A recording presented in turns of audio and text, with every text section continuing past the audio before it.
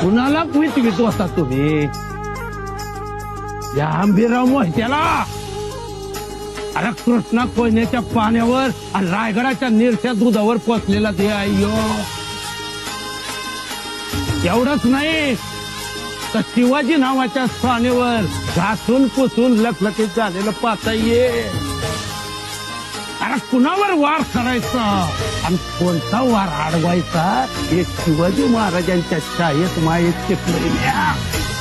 सक्की बहीण राजमाता आणि सक्का माझा भाता छत्रपती म्हणून गाजर दाखवलं भैरवाला. म्हणजे गोड बोलून फसवलं.